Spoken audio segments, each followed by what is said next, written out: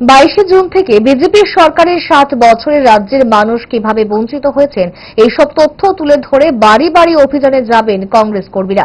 তার আগে সংগঠনকে শক্তিশালী করার লক্ষ্যে ময়দানে নেমেছে সোনামুড়া জেলা কংগ্রেস। ফের একবার সোনামুড়াতে শাসক দল বিজেপির ঘরে হানা দিল জাতীয় কংগ্রেস। বক্সনগর বিধানসভা কেন্দ্রের 3 পরিবারের 17 জন ভোটার শাসক দল বিজেপি ছেড়ে জাতীয় কংগ্রেস দলের পতাকা দলে সামিল হয়। মঙ্গলবার সোনামুড়া জেলা কংগ্রেস ভবনে দরদ ত্যাগীদের দলীয় পতাকা দিয়ে বরণ করেন জেলা কংগ্রেস সভাপতি দীপক চক্রবর্তী।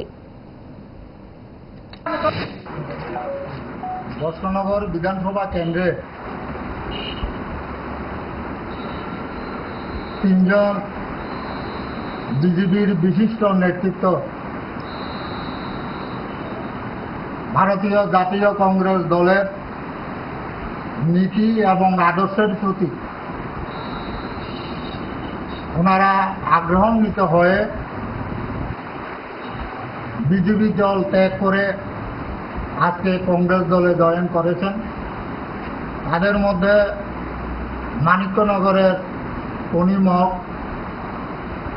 ফকিরাতলা গাঁ পঞ্চায়েতের কবির হোসেন এবং করালিয়ামোড়া এনসিনগরের ফারুক হোসেন, ওনারা এই 3 জন ভারতীয় জাতীয় কংগ্রেসে যোগদান করেছেন। কোন রকমে নাকে মুখে গুছে সারাদিনের জন্য বেরিয়ে পড়া অম্বলের আর দোষ কি? তাই তারা 5 দশক ধরে গ্যাস, অম্বল ও পেটের সমস্যা একমাত্র সমাধান গ্যাস